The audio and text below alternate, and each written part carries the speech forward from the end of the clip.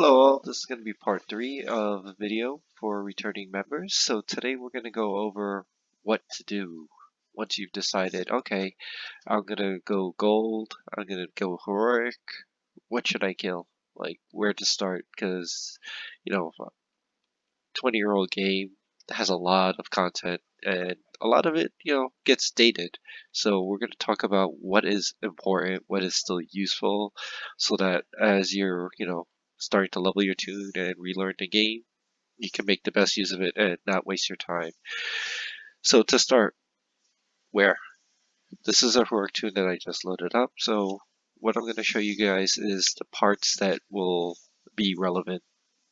If you go to your AA window, go to the special tab, sort it by title, you'll see there's some hero AAs.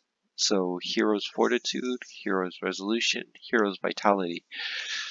These AAs are obtained from questing, from doing older content, and their passive abilities. So while each one individually is not huge gains, but if you add it up, 70, ranks of this, 35 ranks of that, 70 ranks of that, it adds up, right? And uh, it's worth doing because it's kind of like relearning the game, finding what to do, and while benefiting from it.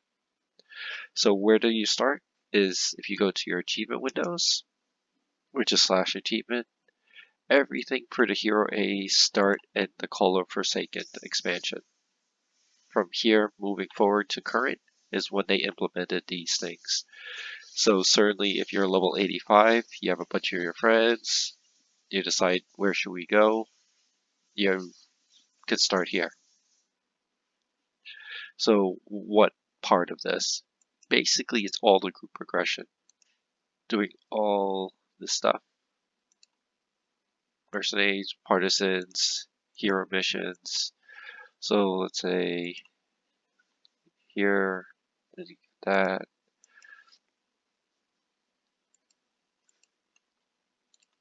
All these things. So I believe it's under conquest.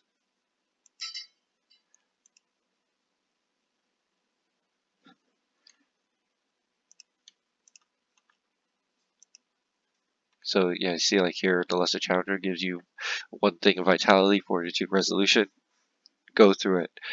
So also starting, well, not starting with this expansion, but in this expansion, they start doing, not start again, sorry. They have collects. If you go to the achievement windows again,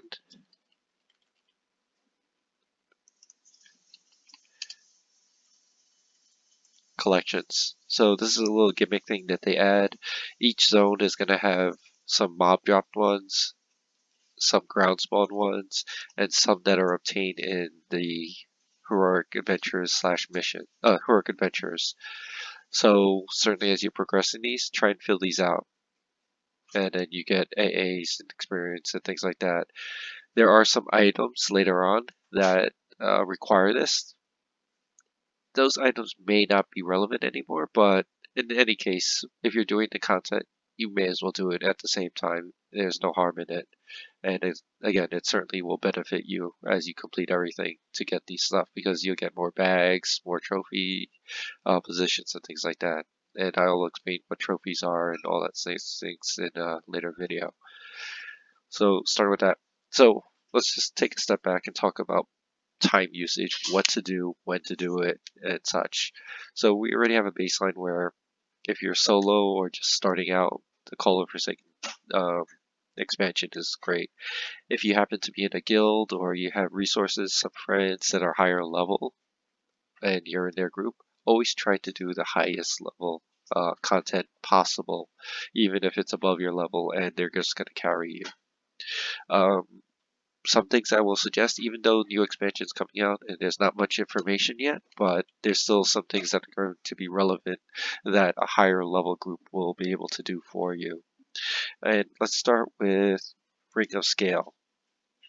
If you go into Paragon, there's only 4 missions here, relatively easy. Over there takes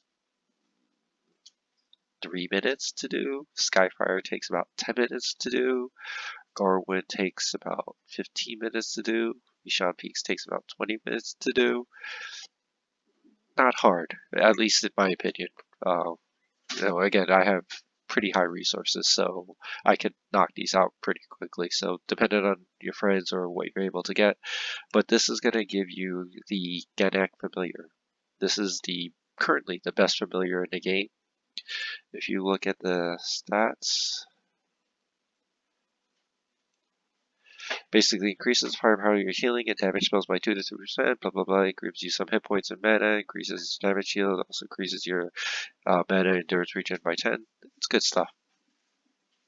Get that done. Another thing is going to be the next expansion, same thing, which is Paragon. Getting all the hero missions done. This one will take a little longer, but certainly this one is really good. This is going to be the best illusion in the game, and I don't have time to read this, but it does a lot. Basically what happens is that they mashed all the different illusion stuff into one big pile and gives it to you everything. So doing this is going to be another great use of your time. It should carry through for many expansions. Many expansions. So those things are good. And then if you go to the next expansion, Paragon on this one. Sorry, actually it's going to be missions and is it Eastern Waste? Yes, Eastern Waste. Starting with this one, it's going to give you something called the Luminous Restless Ice. This is a very good item. And basically, it improves your spell's damage by 1%, which sounds crappy, but it evolves as you do different things in the game. So the next thing is doing the Hero Grow Divide, blah blah blah. So doing all the heroes, this is going to get you, what, like 5% or something like that? Which is really not bad for group level content. And then it goes higher up with raids and such. And then ultimately caps out at 10% by doing Vanquisher. And that's a different story.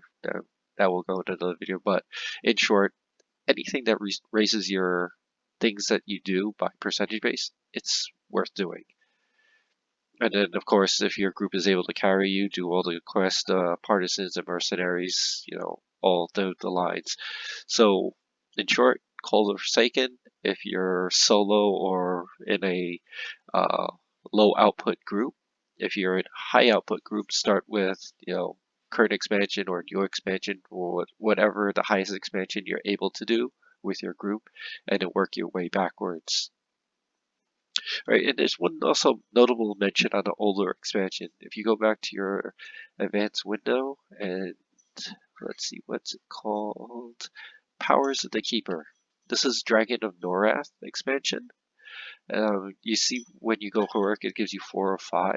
The 5th one is actually a really good one where you can resist detrimental spells. Anyone. It's a small percentage, but nonetheless, if it can resist anything, even if it's a minute percentage, it's still worth doing because it's a passive ability. And all it requires is killing one dragon and then turning in the item. So again, that's pretty quick to get it done. Alright, so that's going to conclude this video, and I just really want to go over the quests and use of time when you're either solo or with a group.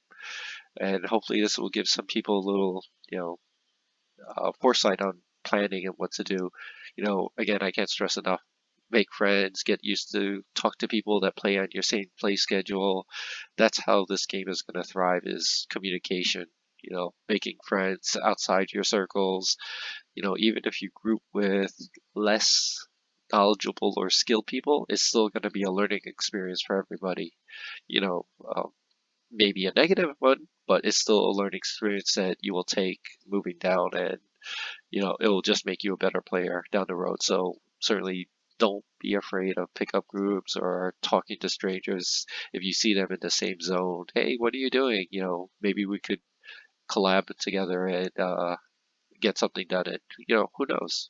Worst case scenario is you res, and experience doesn't mean much in this game anymore. It's very easy. All right. Next video, I'll talk about a new feature called Overseer and what else to do to get easy experience. All right, thank you all.